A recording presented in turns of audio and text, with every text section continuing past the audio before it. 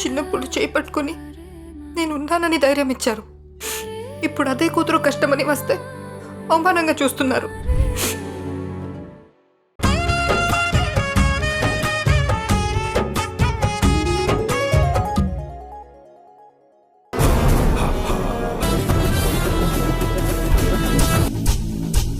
Mummy, ఏమైంది ఐశ్వర్య?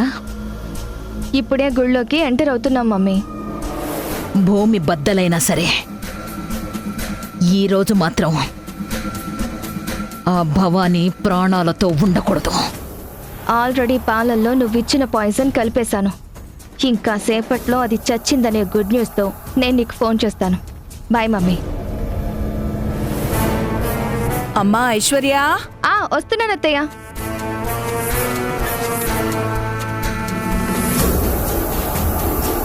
ఆ good news కోసం నేను వెయిట్ చేస్తూ ఉంటాను.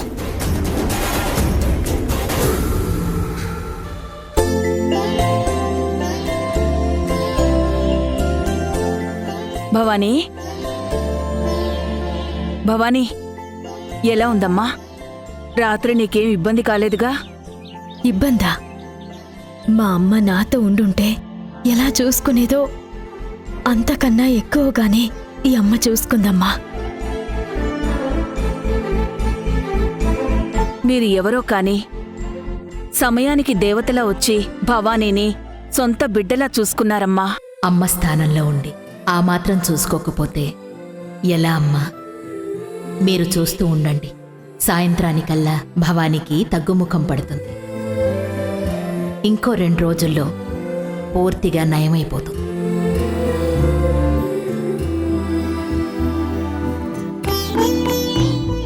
మనసుకి తీయనైన మాట చెప్పావమ్మా. భవానీ, నీకోసం పరవాణం చేసి తీసుకొచ్చాను, లేమ్మా. లే భవానీ.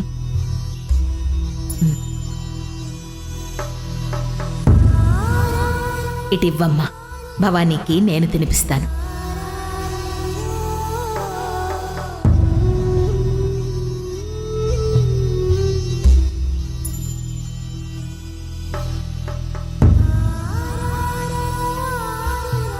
ఏమైంది భవానీ? ఆ కన్నీళ్ళేంటి? నా మీద ఇంత ప్రేమ చూపిస్తున్నందుకు కళ్ళు చెప్తున్న కృతజ్ఞతలమ్మా.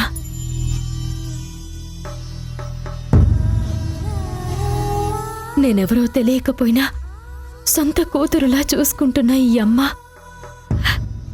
నాకు త్వరగా నయం అవ్వాలని సొంత కుటుంబ మనిషిలా ఆరా తీసుకుంటున్న మీరు తన స్నేహితురాలు బాగుండాలని కన్నీళ్లు పెట్టుకుంటున్న రాహుల్ బాబుని చూస్తుంటే నేనెంత అదృష్టవంతురాలనో అర్థమవుతుంది.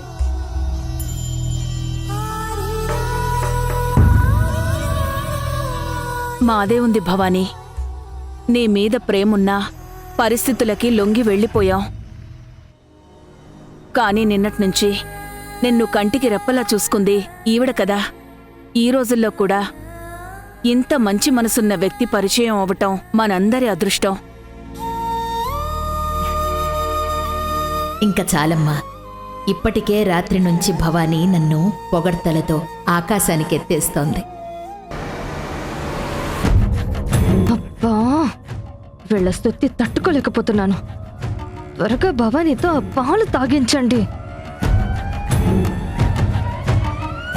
భవానీ, వేడివేడిగా ఈ పాలు కూడా తాగమ్మా. కడుపులో కాస్త నిండుగా ఉంటుంది.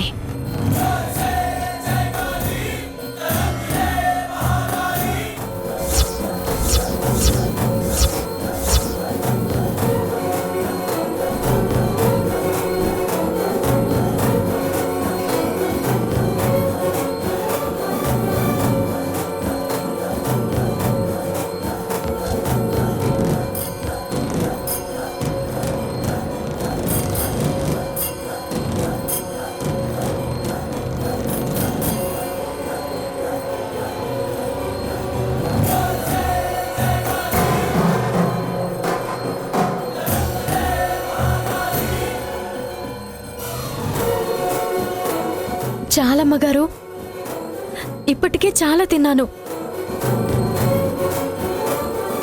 వదలకమ్మా, తప్పించుకోవడానికి భవానీ అలాగే చెప్తుంది. పాలు తాగే వరకు నువ్వు వదలొద్దు. రాహుల్ బాబు మిమ్మల్ని తీసుకో. నిజమమ్మా, నా మాట నమ్మండి. అలా అనకూడదు భవానీ. తాగమన్నాను కదా, బుద్ధిగా తాగాలి.